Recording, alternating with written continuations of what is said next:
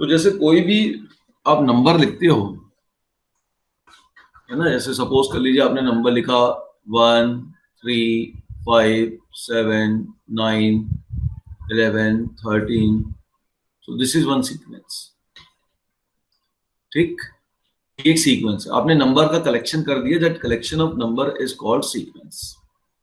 Prime number ले लिया आपने 2, है ना, अगला प्राइम नंबर कौन सा है 3 5 7 11 13, ठीक, फिर 17 19 and so on, this is the prime number, this is a sequence of prime number, this sequence of prime number। तो सीक्वेंस क्या है, सीक्वेंस में जब हमने पहला वाला केस देखा, पहले वाले केस में क्या हो रहा है, एक पर्टिकुलर रूल फॉलो हो रहा है। जैसे फर्स्ट में 2 ऐड करूंगा 3 मिल जाएगा, 3 में 2 ऐड करूंगा 5 मिल जाएगा। So in every previous number, if I add 2, I will get the next number. So in this case, sequence follow a particular rule. Sequence follow some rule. लेकिन जब मैं सीक्वेंस ऑफ प्राइम नंबर लिख रहा हूं, it doesn't follow a rule. यहाँ कोई rule नहीं है। So sequence is the collection of a number which may follow some rule, which may not follow some rule. ऐसे कलेक्शन को अपन सीक्वेंस कहते हैं। इसको हम रिप्रेजेंट कैसे करते हैं, इसको हम नॉर्मली an से रिप्रेजेंट करते हैं या tn से रिप्रेजेंट करते हैं। ये इसका जनरल टर्म होता है, सीक्वेंस का nth टर्म हो गया। जैसे इस वाली सीक्वेंस का nth टर्म क्या होगा, इस वाली सीक्वेंस का nth टर्म हो जाएगा 2n-1, वेयर n बिलोंग करेगा नेचुरल नंबर। सीक्वेंस के अंदर जो इनपुट होगा वो हमेशा नेचुरल नंबर होगा। सीक्वेंस के अंदर जो इनपुट होगा वो हमेशा नेचुरल नंबर होगा, और सीक्वेंस का जो आउटपुट होगा, सीक्वेंस का जो वैल्यू निकलेगा, जो आउटपुट आएगा, वो आपका कुछ भी हो सकता है, वो आपका any real number, can be real number. तो सीक्वेंस में जब हम इनपुट डाल देंगे, जो n की वैल्यू डालेंगे, वो एक आपका नेचुरल नंबर ही होना चाहिए। ठीक है, क्लियर। अब जैसे मान लो n की वैल्यू हमने 1 डाली है ना, लेट्स सी इट। मान लो मैंने पुट किया n की जगह natural number 1 2 3 4 and so on, तो मुझे a1 कितना मिल गया, a1 मिल गया देखो 1, a2 निकालो तो 2 इंटू 2 4 माइनस 1 3, a3 निकाल लो तो 5, a4 निकाल लो तो 7। ये जो a1 a2 a3 की जो वैल्यू आई है 1 3 5 7, ये आपकी सीक्वेंस है। ठीक है, यहाँ पे आप कह सकते हो कि जो a1 a2 a3 है, this is sequence and this follow a certain rule that an, okay, ये जो सीक्वेंस है 1 3 5 7 9, it follow a certain rule, okay, and its nth term can be explicitly given by 2n-1। तो बहुत से sequence ऐसी होती हैं जिसका हम nth टर्म निकाल पाते हैं, कुछ सीक्वेंस ऐसी होती है जिसका हम nth टर्म नहीं निकाल पाते। nth टर्म कब निकाल पाएंगे, जब आपको रूल मालूम होगा कि किस रूल से टर्म बन रहा है, तो हम nth टर्म निकाल लेंगे।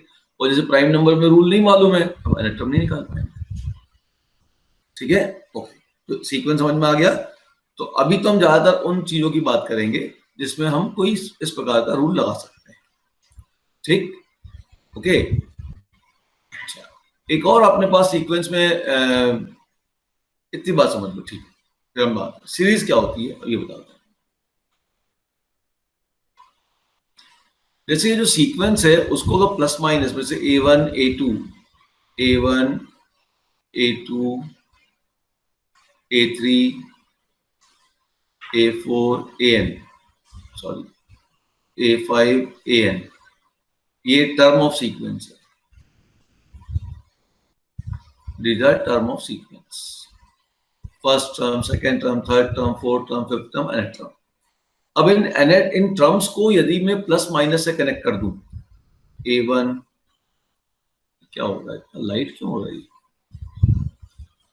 साइज, अच्छा साइज का बड़ा है, a1 plus a2 plus a3 plus a4, अगर मैं इन सबको ऐड कर दूं, then this is called series.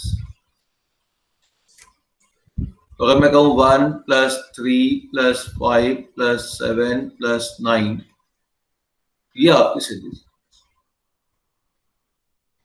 Sequence connected by plus and minus sign is called series. ठीक है, क्लियर? ठीक, अब इतना क्लियर हो गया सभी को? नोट डाउन कर लीजिए इसको, then we will proceed.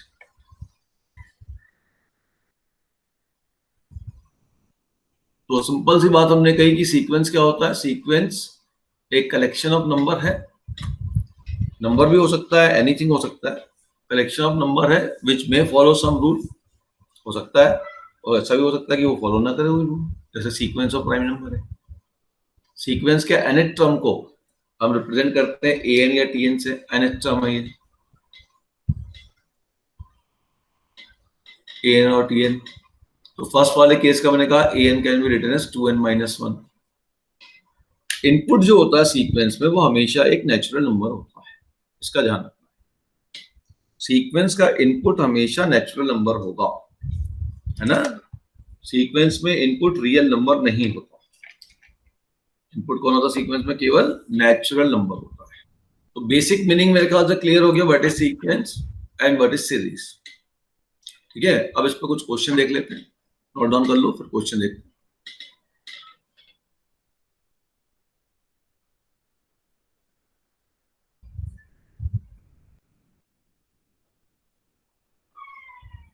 And one more word you will study, progression.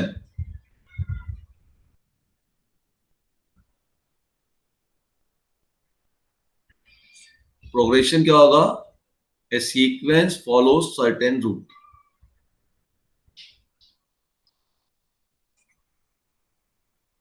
Follow certain rule, उसको हम प्रोग्रेशन कहेंगे। जैसे अपन ने 2n - 1 लिखा है, ये प्रोग्रेशन है। ठीक है,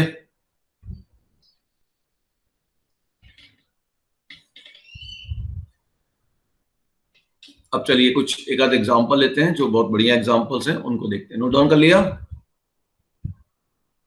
देखो ध्यान से, जैसे हमने कहा कि find 28th term of the sequence whose nth term is given by this. तो nth टर्म आपको ये दिया हुआ है और आपको 28th टर्म निकालना है, it means you have to put n = 20। तो बस आप यहाँ n की जगह 20 पुट कर दीजिए, तो 28th टर्म क्या हो जाएगा? n की जगह 20 पुट कर दो तो 20 ब्रैकेट में 20 - 2 अपॉन 20 + 3, सॉल्व कर दो इसको। सो 20 - 2 विल बी व्हाट? 18, और ये 23 हो गया। अब मल्टीप्लाई करो तो 360 upon 20, this is the 28th term. तो कोई भी अगर टर्म निकालना है तो जो टर्म निकालना उसकी वैल्यू n की जगह रख दीजिए, वो टर्म मिल जाएगा। Now the most important sequence है ना, जो सबसे इंपॉर्टेंट सीक्वेंस है, this is called Fibonacci sequence. ये बहुत इंपॉर्टेंट सीक्वेंस है। ये सीक्वेंस ऐसी सीक्वेंस है जो सबसे ज्यादा नेचर में एग्जिस्ट करती है। कैसे एग्जिस्ट करती है? अगर नेचर का सबसे ब्यूटीफुल रोज लेना है, नेचर का सबसे ब्यूटीफुल रोज लोगे तो उस ब्यूटीफुल रोज की जो पंखुड़ियां होंगी, है ना, वो इस सीक्वेंस को फॉलो कर रही होंगी, तभी वो ब्यूटीफुल होगा, अदरवाइज ब्यूटीफुल नहीं होगा। अगर सबसे पूरे वर्ल्ड की सबसे ब्यूटीफुल आपको पीजेंट लेना है, मतलब सबसे ब्यूटीफुल गर्ल ढूंढना है, तो उसके चेहरे के ऊपर ये सीक्वेंस के चीजें फॉलो होती हैं, तभी वो ब्यूटीफुल बनेगी। तो ये जो नेचर में सबसे ज्यादा एग्जिस्ट करती है ये सीक्वेंस, तो इसको बहुत बार गॉड मेड नंबर भी कहते हैं। फिबोनाची एक इटालियन मैथमेटिशियन थे और वो उन्होंने इसको दिया था। तो ये क्या कह रहे हैं ध्यान से, उन्होंने कहा A1 A2 B1 है, तो पहले दो नंबर हैं वो आपके 1 है, A1 A2 1 है। ठीक है, A1 1 है, A2 B1 है। एक्चुअली में जो सीक्वेंस जो बनाई थी फिबोनाची ने, वो बनवाई थी खरगोश है ना, रैबिट के जो ऑफस्प्रिंग है, बच्चे हैं, वो किस सीक्वेंस से पैदा हो रहे हैं, उस पे सीक्वेंस बनी है। ठीक है, तो उस पे सीक्वेंस बनाई गई इनिशियली। तो ये एक मेल रैबिट हो गया, ये फीमेल रैबिट हो गई, दोनों एक एक है। ठीक, अब इसके बाद देखा कि भाई इन दोनों से ऑफस्प्रिंग हुए। ठीक है, तो अगला नंबर आ गया 2, इन दोनों को ऐड किया, दो ऑफ स्प्रिंग हो गए, पहला नंबर 1 हुआ। देखो इसमें जो रिजल्ट फॉलो होता है ये फॉलो होता है कि an will be equal to an minus 1 plus an minus 2। ये इसे हम कहते हैं रिकर्शन रिलेशन, रेकरिंग रिलेशन। अगर दो वैल्यू मालूम है तीसरी अपने आप मिल जाएगी, रेकरिंग, एक के बाद एक मिलती जाएंगी, रिकर्शन भी कहते हैं इसको। ठीक है, तो यहाँ पे देखो अगर a1 और a2 मालूम है तो a3 कैसे मिलेगा? तो n की जगह मैं 2 पुट कर देता हूँ, n की जगह मैं 3 पुट कर देता हूँ। जैसे ही मैंने n की जगह 3 पुट किया तो a3 हो जाएगा a2 प्लस a1, मतलब 1 प्लस 1 मतलब 2। ठीक है, तो एक मेल रैबिट था, एक फीमेल रैबिट थे, उसके जो ऑफस्प्रिंग हुए तो नंबर ऑफ पर्सन कितने हो गए आपके पास? अब ये आपके 2 और बढ़ गए, इसमें सीक्वेंस में 2 लोग जुड़ गए। अब उसके बाद a4 कैसे निकालोगे? सेम तरीके से n की जगह 4 पुट कर दो, तो a4 हो जाएगा a3 प्लस a2, ये हो जाएगा 2 प्लस 1 हो जाएंगे 3। तो ये जो सीक्वेंस बन रही है वो सीक्वेंस कुछ इस प्रकार से बनती है 1 1 2 3 5। तो हर पिछले 2 नंबर को ऐड करने पे अगला नंबर मिल रहा है। देखो 1 1 1 plus 1 2, 1 plus 2 3, 2 plus 3 5, 3 plus 5 8, 8 plus 5 13, 13 plus 8 add कर लो 21। ये सीक्वेंस बन रही है। ठीक है, so this is the general result for this. ये आपका जो है नेचर में जिस प्रकार से चीज एग्जिस्ट करती है उस पे ये बनाई गई, इसीलिए ये सीक्वेंस सबसे ज्यादा नेचर में एग्जिस्ट करती है। ठीक है ना, इनिशिएट कैसे किया गया? रैबिट्स के ऑफस्प्रिंग पे, और रैबिट्स आप जानते हो हर 3 महीने 4 महीने में ऑफस्प्रिंग हो जाते हैं, तो उस पे बनी मेल फीमेल रैबिट, 2 ऑफस्प्रिंग, फिर यहां से फिर हुआ 3 ऑफस्प्रिंग, फिर ये फिर आपस में फिर ऑफस्प्रिंग बढ़ते गए ये। ठीक है, so remember this one, this is very important sequence, Fibonacci sequence, और इसका जनरल टर्म होता है an equal to an minus 1 plus an minus 2। ठीक, चलो इसमें और ज्यादा नहीं लेना। अब मैं बता दूं प्रोग्रेशन क्या था, मैंने अभी आपको बताया था प्रोग्रेशन क्या था। प्रोग्रेशन आर द सीक्वेंस, ठीक है, which follow certain pattern, यहाँ लिखा which follow certain pattern, certain rule, which follow certain pattern, कोई बिल्कुल फिक्स पैटर्न को फॉलो करेगा उसको हम प्रोग्रेशन कहेंगे। जैसे यहाँ था 1 3 5 7 ये प्रोग्रेशन है, 1/2 1/3 1/4 1/5 ये प्रोग्रेशन है। या मैं एक और एग्जांपल देता हूँ प्रोग्रेशन का, 1 2 2 स्क्वायर 2 क्यूब 2 4 ये प्रोग्रेशन है। आगे चल के हम बताएंगे कि ये जो 1 3 5 7 है इसको हम एपी कहते हैं, अर्थमेटिक प्रोग्रेशन। 1/2 1/3 1/4 1/5 को हम एचपी कहते हैं, हार्मोनिक प्रोग्रेशन। और ये 1 2 2 स्क्वायर 2 क्यूब इसको हम कहते हैं ज्योमेट्रिक प्रोग्रेशन जी। 10th क्लास में केवल आपको एपी पढ़ना है, लेकिन एपी ही इन सबका बेसिक है। ठीक है, क्लियर, समझ में आ गया इतना? अब वापस आते हैं एपी क्या होता है। कोई डाउट है इसमें किसी को? फिबोनाची सीक्वेंस क्लियर हो गया है? कोई डाउट? बाकी उसके ऊपर ये सब लिखा हुआ है, आप देख सकते हैं इसमें, ठीक है ना? क्लियर, कोई डाउट है इसमें? नहीं।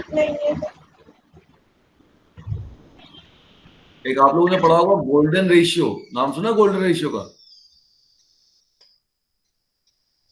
नहीं सुना? वो भी इधर से ही बनता है। फिलहाल उस पर भी जाने की जरूरत नहीं है। Let us move to our main topic, that is progression. So वापस आ जाइए, समझाने के लिए वापस इधर पूरा समझना है, और कुछ क्वेश्चन होगा तो इधर से लेंगे, otherwise we will take question from our side.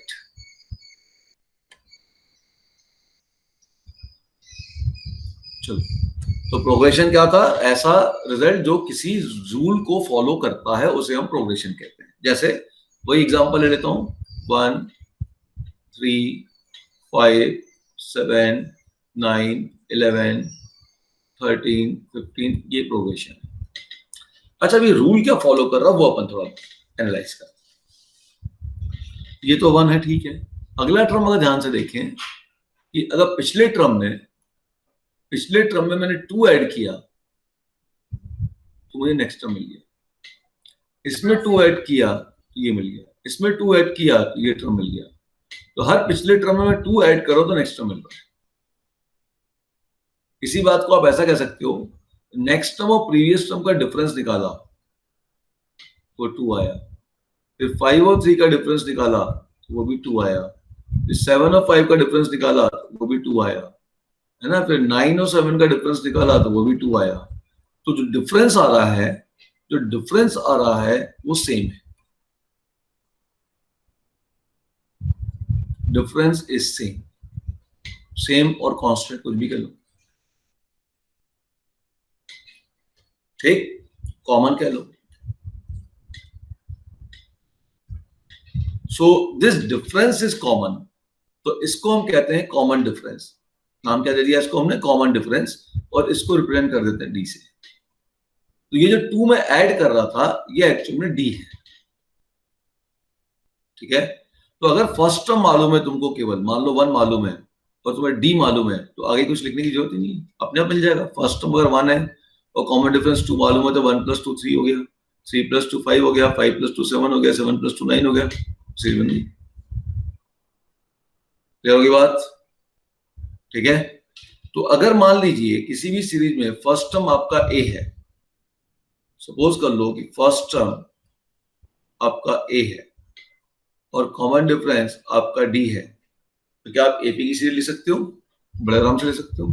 First term अगर ए है, फर्स्ट टर्म तो ए हो गया, सेकंड टर्म क्या होगा, इस ए में डी को ऐड कर दें, जैसे इस 1 में 2 को ऐड करेंगे तो नेक्स्ट टर्म मिल रहा था, इस 3 में 2 को ऐड करेंगे तो अगला टर्म मिल रहा था। तो जो कॉमन डिफरेंस है उसको हर प्रीवियस में ऐड कर दोगे, नेक्स्ट मिल जाएगा। तो ए में डी ऐड कर दो, अब इसमें डी ऐड, पिछले वाले में डी ऐड करो तो a + 2d, इस वाले में फिर डी ऐड कर दो तो a + 3d, इस वाले में डी ऐड कर दो तो a + 4d, चलते जाओ। अब आखिरी वाला क्या टर्म आएगा वो देखते हैं। इतना समझ में आ गया?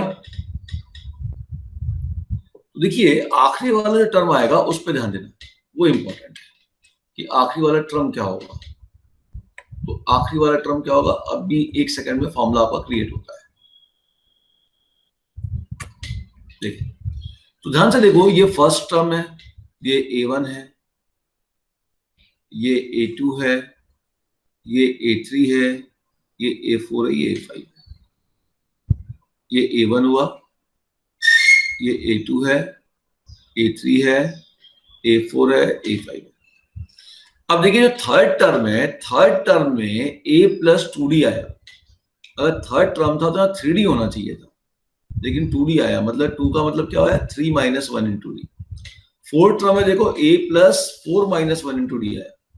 फिफ्थ टर्म में देखो a + 5 - 1 × d आया। तो nth टर्म में क्या आएगा बता दो, a प्लस जितना पोजीशन था उससे कम आ रहा है, nth पोजीशन की बात कर रहा हूं, तो nth टर्म में क्या आएगा, a + n - 1 × d, and this is called the nth term an formula, और a + n - 1 × d, या कह सकते हो tn, या कह सकते हो l last term.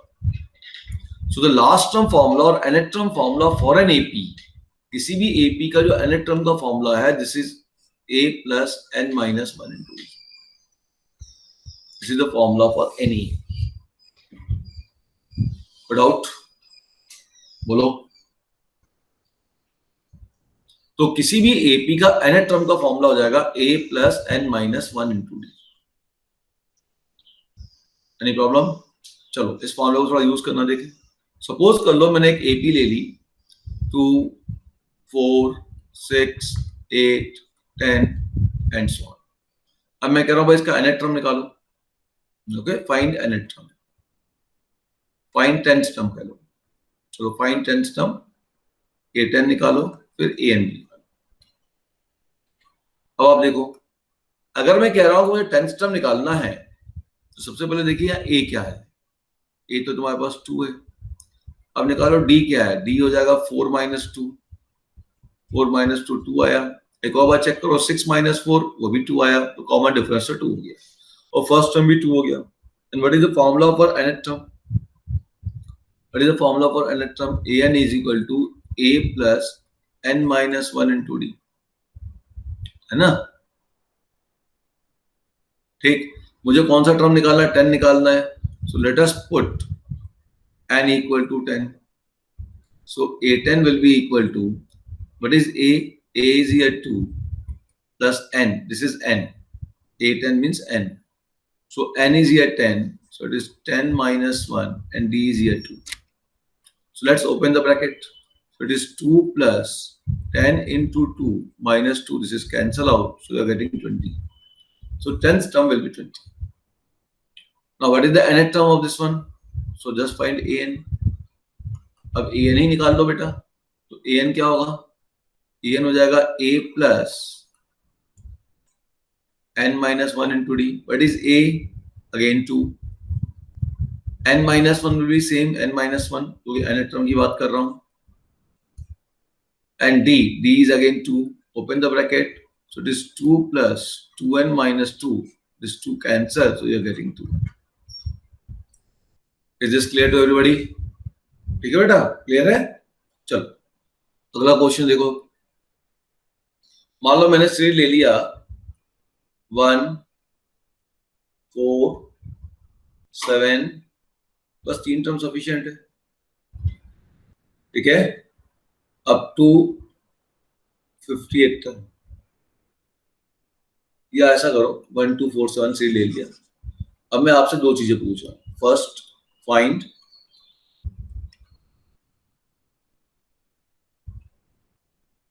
$58 term.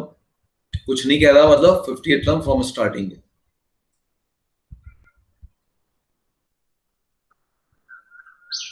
First.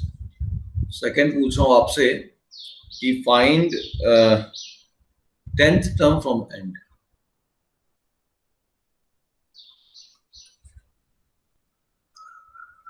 And से 10th टर्म. अब इसको समझो. तो हम बोल रहे हैं कि 1 4 7 दिया है और आपसे कहा 58 टर्म निकालना है फ्रॉम द स्टार्टिंग. स्टार्टिंग से 58 टर्म निकालना है. तो चलिए सीरीज लिखिए पहले 1 4 7 and so on. What is A? 1. What is D? 4 minus 1 3. Check करो 7 minus 4 भी 3 है, तो बिल्कुल सही. अब आगे समझ, दिक्कत नहीं है. What you have to find? We have to find a 58 term. So what is n? N is 50. So what is formula for an? An equal to a plus n minus 1 into d. So what is n? N is 50. So a 50 will be equal to a is here 1 plus 50 minus 1 and d is here 3. So let's open the bracket. So 1 plus 50 into 3 minus 3. मैं 50 minus 1 को 49 नहीं लिख रहा हूँ, ध्यान देना. 49 लिखूंगा, फिर 3 से मल्टीप्लाई करने में मैं 4 बार सोचूंगा. 50 into 3 तो सीधे निकल जाएगा. तो ऐसे लिख दे रहा हूं. देख लीजिएगा कौन सा कैलकुलेशन आपको इजी लगता है. तो ये हो गया 150 minus 2 हो गया 148. इसका 58 टर्म है 148. ठीक, अब ये सीरीज आपके पास आ गई कि ये है 1 4 7 dot dot dot up to 148. 58 term. अब मैं कर रहा हूं 10th term from the and. इसमें पूरा लिख लो. इफ लास्ट टर्म इज 58, इस लास्ट टर्म इज A50. अब मैंने सीरीज को कहा कि जो सीरीज की आखिरी टर्म A50 है, तो बताओ आखिरी से एंड से 10th टर्म क्या हो. ये तो पहला केस हुआ. दूसरा केस क्या समझो, मतलब ये सीरीज को मैं एंड कहां कर रहा हूं? 148 पे. Now I am ending this series at 148. 1 4 7 so on 150 148. तो अब इस सीरीज में मैं निकालना चाहता हूं A10 फ्रॉम एंड. एंड से 10th टर्म क्या होगा ये निकालना चाहता हूं. तो देखिए इसका जो पहला मेथड होगा, फर्स्ट मेथड, मेथड 1. अगर मैं केवल ये क्वेश्चन देता तो मैं कैसे सोचता. अभी ऊपर वाला क्वेश्चन नहीं है मेरे पास, ऐसा मान लो. तो फर्स्ट मेथड क्या हुआ, मुझे एंड से 10th टर्म निकालना है. तो सीरीज को उल्टा लिख लो. 148, इसके पहले वाला नंबर से 3 कम होगा, -3 कर लो. 145, 142 अप टू 741। सीरीज को उल्टा लिख दिया। अब सीरीज को उल्टा लिखते ही ए क्या आ गया, ए हो गया 148। भाई एंड से 10 टर्म निकालू, ऐसा निकालू, या सीरीज को ऐसा लिख के स्टार्टिंग से 10 टर्म निकालो, बात तो एक ही। और डी कितना हो गया, 145 माइनस 148 दैट इज -3। ये आ गया, ए मिल गया, डी मिल गया। क्या निकालना है, A10 निकालना है। इसका मतलब एन की वैल्यू कितनी है, 10 है। अब निकाल लो A10। So A10 equal to A plus, या AN is equal to A plus n minus 1 into D. N की वैल्यू कितनी है, 10 है, पुट कर दो। So A10 equal to A 148 plus n is what, 10. So 10 minus 1 into D. D is how much, -3। ध्यान देना D -3 है, क्योंकि सीरीज को उल्टा लिखा मैंने। ठीक है, अब ब्रैकेट ओपन करता हूं। तो this will be equal to 148 10 into -3 -30 and +3। ठीक है, क्लियर। इस 3 को यहां ऐड कर दो तो क्या 151 माइनस 30, रिजल्ट हो गया 121। ठीक है, क्लियर। तो ये आपके पास जो है 10th term from the and आया। ठीक, तो एक तरीका ये था कि अगर मुझे लास्ट वाले टर्म की वैल्यू मालूम है, लास्ट वाले टर्म की अगर वैल्यू मालूम है कि ये टर्म की वैल्यू क्या है, तो मैं सीरीज को उल्टा लिख के भी निकाल सकता हूं। ठीक, दूसरा मेथड क्या हो सकता था, इसमें कोई डाउट है किसी को? Any doubt in this method? नहीं। क्लियर है बेटा? समझते जाओ पहले, फिर अभी क्वेश्चन की प्रैक्टिस करेंगे। इतना समझ में आया? अच्छा, इसका एक और तरीका हो सकता था कि मैं सीरीज को सीधा ही रहने दूं, 145 148 रहने दूं, और ये पता करूं कि लास्ट से जो 10 टर्म था वो स्टार्टिंग से कौन सा टर्म था। क्योंकि ये जो फॉर्मूला लग रहा है ना, this is the formula from starting, this will give you the nth term from the first term, this will give you nth term from the first term. अब फर्स्ट टर्म अगर 1 है तो यहां से वो nth टर्म देगा, first term अगर ये तो यहां से वो nth टर्म देगा। So this formula always give you nth term from the starting, from the first term. ध्यान रखना, this is giving you what? क्या दे रहा है बेटा? ये nth term देता है, nth term from first term। जो भी सीरीज का फर्स्ट टर्म होता है वहां से nth टर्म की काउंटिंग होगी। तो अगर ये फर्स्ट टर्म है तो यहां से काउंटिंग होगी, अगर ये फर्स्ट टर्म है तो यहां से काउंटिंग होगी। ठीक है, किसी को हमने कहा nth term from the starting. अच्छा, अब एक थोड़ा सा एग्जांपल देखते हैं तो समझ में आएगा मैं क्या कहना चाह रहा हूं। मान लीजिए आपके पास नंबर है 1 3 5 7 9 11 13। अब मैं कह रहा हूं बताओ, और एक और लेता हूं 15 17। मैं कहता हूं एंड से फोर्थ टर्म निकालना है, A4 फ्रॉम एंड निकालना है। एक तरीका तो ये, और सीरीज को उल्टा लिख दो और जैसे ये किया था वैसा गिन लो कौन सा टर्म है ये फोर्थ। दूसरा तरीका ये हो सकता है एंड से फोर्थ टर्म है क्या, पहले देखो 1 2 3 4, ये है fourth term. So this is the fourth term from the and, this is the fourth term from the and. तो जो एंड से फोर्थ टर्म था ये पता कर लो स्टार्टिंग से कौन सा टर्म है। तो गिनो 1 2 3 4 5 6। सो एंड से जो फोर्थ टर्म था वो A6 फ्रॉम स्टार्टिंग है।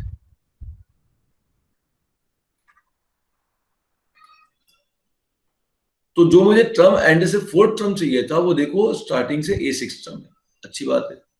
लेकिन मुझे तो क्वेश्चन में ये मालूम होगा कि मुझे एंड से फोर्थ टर्म निकालना है, और मुझे क्वेश्चन में एक और चीज मालूम होगी कितने सारे टर्म है यहाँ पे, 1 2 3 4 5 6 7 8 9। तो मुझे दो चीज मालूम होगी कि इसमें टोटल नंबर ऑफ टर्म कितने हैं, मुझे ये चीज मालूम होगी कि टोटल नंबर ऑफ टर्म कितने हैं,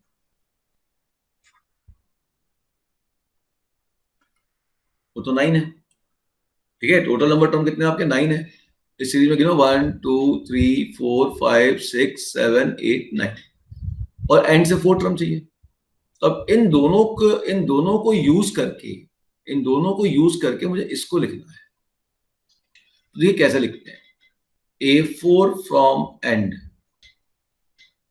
this is equal to A, total number term कितने थे 9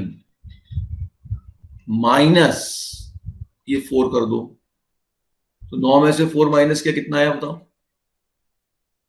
9 में से माइनस 4 किया तो कितना है 5 आया, इन्हें पहुंचना 6 पे तो +1। तो एंड से fourth term will be always equal to A lower suffix में total number of term minus term which we want from the end +1। Clear है? तो अगर आपसे कोई बोले कि in AP there is n number of terms, है ना, ऐसा बोले कि AP में इन AP एक AP है, AP has n number of term, n number of term है, तो बताओ इसका mth term from the end क्या होगा? तो हम कह सकते हैं A number of term is n minus m plus 1, this term from the starting।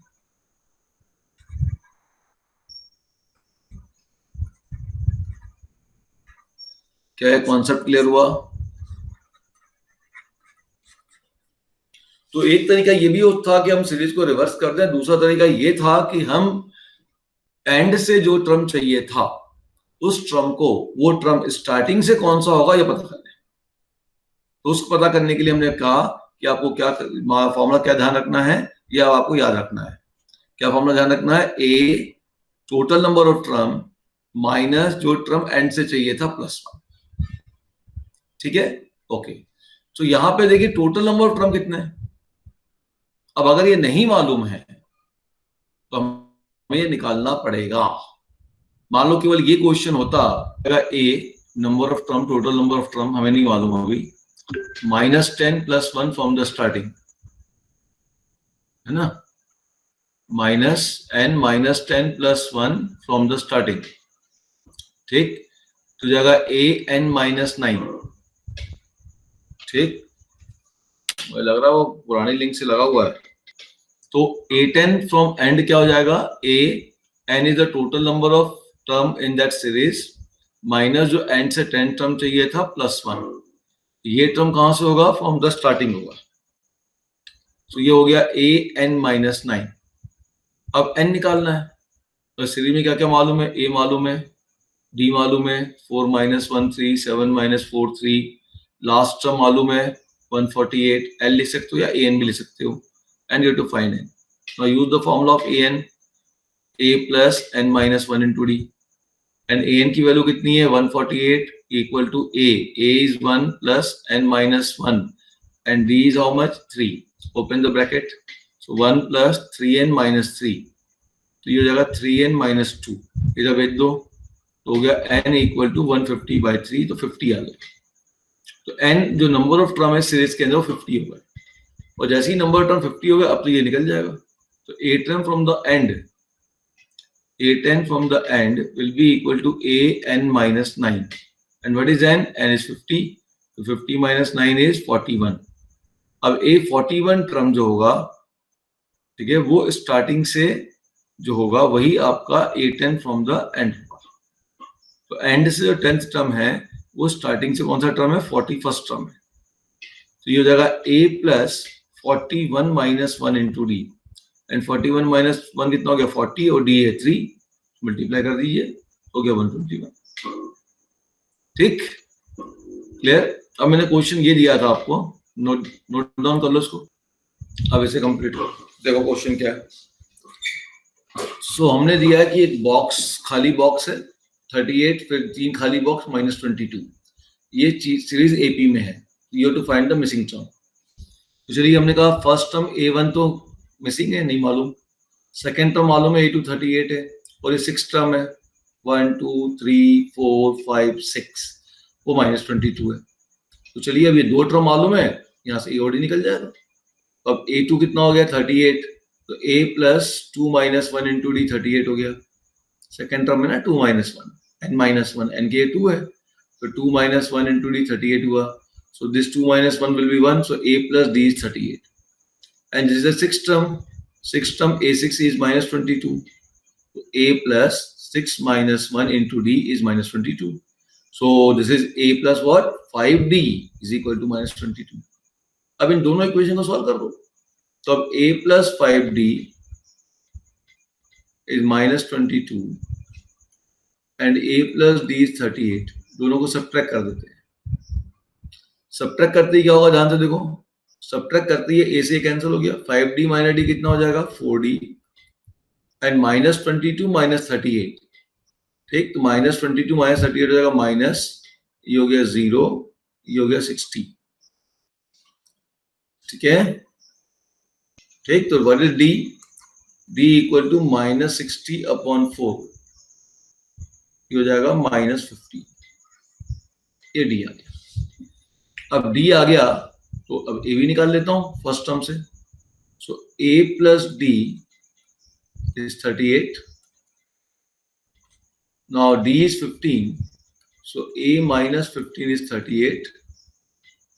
So a equal to 38 plus 15, ठीक है, तो ये हो जाएगा 3, ठीक है, एंड 1 कैरी ऑन, 3 4 एंड 5 53 हो गया,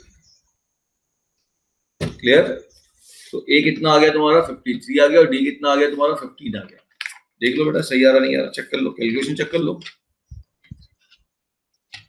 ठीक, a मिल गया 53, तो फर्स्ट डब्बा तो हो गया 53, सेकंड तो मालूम है, थर्ड डब्बा क्या होगा, हर पिछले में क्या करेंगे अपन, d को ऐड कर दें, है ना, तो फर्स्ट डब्बा 53, सेकंड डब्बे में d ऐड कर दो, हो गया आपके पास 38, अगले में माइनस 15 कर दो ऐड, तो 15 जैसे ही ऐड करूंगा तो 8 माइनस 5 हो जाएगा 3, और 3 माइनस हो जाएगा 23, फिर 15 मारो उसमें, 15 ऐड करो, तो 15 13 माइनस 5 हो गया 8, ठीक है, फिर इसमें 15 माइनस कर दो, तो 15 माइनस करोगे तो कितना हो जाएगा, 8 में से 15 माइनस करो तो हो गया माइनस 7,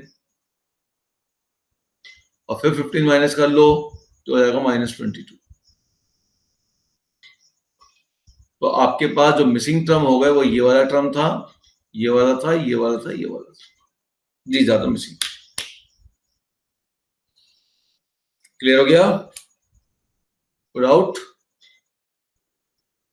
अच्छा, बहुत से बच्चे इस क्वेश्चन को एक और तरीके से करते हैं, बोलते हैं सीरीज को उल्टा ले लेते हैं, तो जब सीरीज को उल्टा लेंगे तब क्या होगा, ध्यान दो देखो, तो फर्स्ट टर्म मिल जाएगा आपको माइनस 22, फिर 3 डब्बा, फिर 38, minus 22 first block, second block, third block, 38, फिर फोर्थ ब्लॉक। अब a मिल गया माइनस 22 और वैल्यू मालूम है first, second, third, fourth, fifth term की वैल्यू मालूम है 38। अब यहाँ पे a मालूम है तो यहाँ कैलकुलेशन थोड़ा छोटा हो जाएगा, तो a 5 हो गया 38, means a plus 4d is 38 and a is how much, minus 22 plus 4d is 38, so 4d is 38 plus 22 and 38 plus 22 आप देख लीजिए 60 हो गया, therefore d is equal to 15। भाई उधर माइनस 15 आया तो उल्टी सी लिखने में 15 आ जाएगा, अब d 15 आ गया, ये ऑटोमेटिक हो जाएगा a plus d is 15 add करते जाओ तो उसमें जाएगा। So any method can be used, ठीक है, चलो नोट डाउन करो, कोई भी मेथड यूज कर सकते हो बेटा, कोई दिक्कत नहीं है उसमें।